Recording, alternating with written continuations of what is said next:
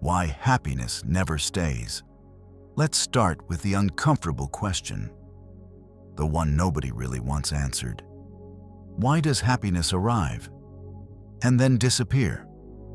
Not because you failed, not because life is cruel, but because happiness, as you imagine it, is structurally incompatible with the system you're living in. Breathe. Look closely. Happiness never vanishes suddenly. It fades, it leaks away. It turns into restlessness, boredom, or the next desire. That's not a personal flaw. That's architecture. The system you're inside does not operate on emotions. It operates on movement. Up, down, hope, frustration, promise, disappointment. You call these emotions. But underneath, they are oscillations, like a wave that must keep moving to stay visible. Quantum physics shows us something similar. A system remains active when it fluctuates. When it stabilizes completely, interaction stops. The observer loses leverage. Happiness is stability. Contentment, sufficiency. And sufficiency is dangerous. A satisfied human does not chase.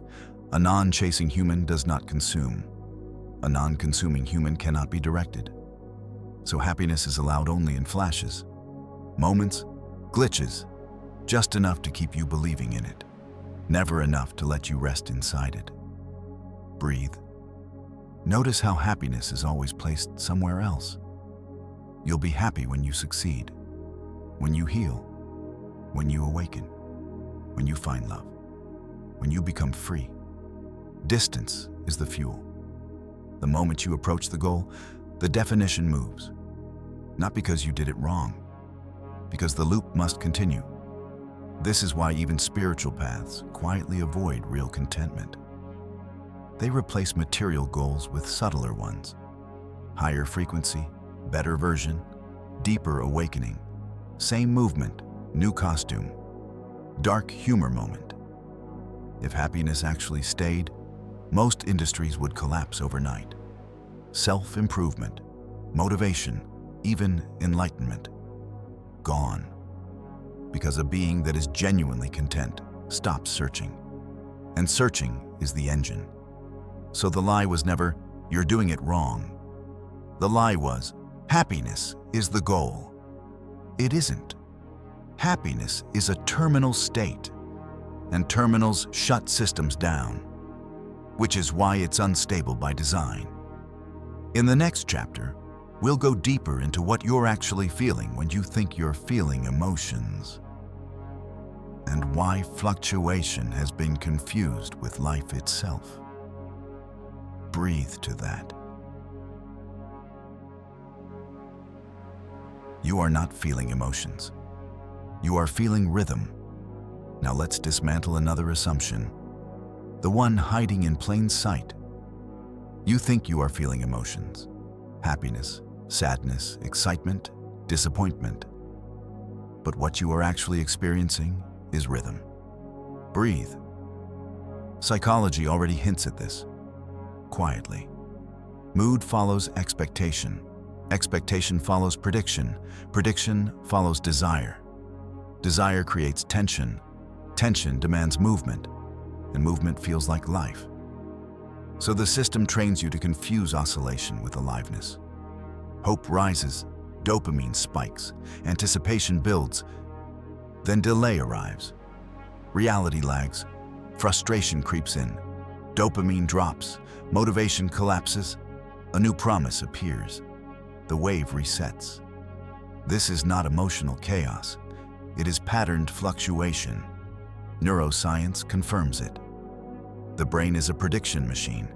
It releases reward chemicals not when you arrive, but when you are on the way. Arrival is chemically boring, which explains something most people never question: why achieving a goal feels good for about 5 minutes, then flat, then restless, then the next goal appears. Not because you are ungrateful, because the chemistry was never designed for rest. Quantum systems behave the same way. A system that oscillates remains interactive. A system that stabilizes collapses interaction. Stability looks like silence, and silence terrifies systems built on response. Here's the quiet trick. The system tells you, I feel, therefore I am alive. But the truth is harsher. You fluctuate, therefore the system is working. Stillness is mislabeled as emptiness. Contentment is mislabeled as stagnation. Peace is mistaken for death. Dark humor moment. Sit quietly long enough without wanting anything, and people will ask if you're okay. Because wanting has been rebranded as health. So happiness is allowed only as a pulse, a reward spike, a teaser trailer, not a home. This is why happiness feels fragile. Because it was never meant to stabilize. Not because you failed to hold it, but because the rhythm must continue. And once you see this, something dangerous happens. You stop chasing feelings and start observing the wave. In the next chapter, we'll expose why true happiness is not a reward inside the system, but an exit vector the system cannot afford. Breathe to that. Why happiness is an exit, not a reward. Now we cross the line. Most systems don't want crossed, because this is where the logic turns against them. Breathe. Happiness, real happiness, is not excitement. It is not pleasure. It is not achievement. Happiness is sufficiency. And sufficiency is catastrophic for any system that depends on motion. A system built on growth, progress, becoming, consumption, improvement cannot tolerate an agent who is complete. Because a complete agent stops moving, stops chasing, stops optimizing, stops buying the next promise. From a system's perspective, happiness is not positive. It is terminal. Terminal states end loops. That's why happiness is never framed as something you enter. It is framed as something you reach later. After success, after healing, after awakening, after transformation, always after. Distance creates tension. Tension creates motion. Motion keeps the system alive. So happiness is deferred on purpose, not as punishment, as control. Psychology supports this more than people like to admit. Dopamine, the motivation molecule, does not reward arrival. It rewards pursuit. The moment pursuit ends, dopamine drops. The brain interprets this drop as something being wrong. So stillness feels suspicious. Contentment feels empty. Peace feels uncomfortable. Not because peace is wrong, but because the system lost its handle. Quantum language would say this differently. An observed system remains active through fluctuation. When fluctuation collapses, interaction ends. No interaction, no leverage. Hermetic wisdom said it long before algorithms. When desire ends, bondage ends. But notice how carefully desire is protected. Even spirituality gets rewritten to preserve it. Desire becomes growth. Chasing becomes alignment. Restlessness becomes calling. Same engine, softer branding, dark humor moment. A truly content human is terrifying to market analysts. They don't click, they don't upgrade, they don't ask what's next. They simply are. Which brings us to the inversion. Happiness is not what keeps you inside the system. It is what allows you to step outside it. That's why it appears briefly, in moments of awe, in silence, in love without agenda. Then the mind rushes to narrate it, capture it, repeat it, and the loop restarts. In the next chapter, we'll dismantle the biggest misunderstanding of all, the belief that awakening feels good. Because awakening does not feel like happiness. It feels like nothing to chase. And that's why it's rarely recognized. Breathe to that. Why awakening does not feel good. Now we remove the last illusion, the most seductive one. Breathe. You were taught, quietly and repeatedly, that awakening feels like joy, like bliss, like tears of relief, like fireworks in the nervous system. That expectation alone keeps awakening out of reach. Because awakening is not an emotional upgrade, it is an operating system change. And operating system changes are not pleasurable. They are quiet. Awakening is not the arrival of happiness. It is the end of pursuit, and the end of pursuit feels empty to a system trained on wanting. Psychology explains this cleanly. When desire stops, dopamine drops. Not because something is wrong, but because the task is complete. The brain interprets this as loss. So awakening is often mislabeled as boredom, flatness, nothingness, depression leet, which is tragic, because it's actually freedom without decoration. Hermetic wisdom warned about this directly. Those who expect ecstasy will miss liberation, because ecstasy still belongs to oscillation, high followed by low, peak followed by crash. Awakening has no crash, because it has no peak. It is not up, it is not down, it is off the scale. Dark humor moment. Most people reject awakening because it doesn't give them a story to tell. No glow up, no before and after, no dramatic arc, just quiet. And quiet is terrifying to a system built on noise. This is why silence is misunderstood. Silence is not absence. It is non-engagement. And non-engagement cannot be monetized, cannot be optimized, cannot be narrated. The moment you stop wanting, the algorithm loses leverage.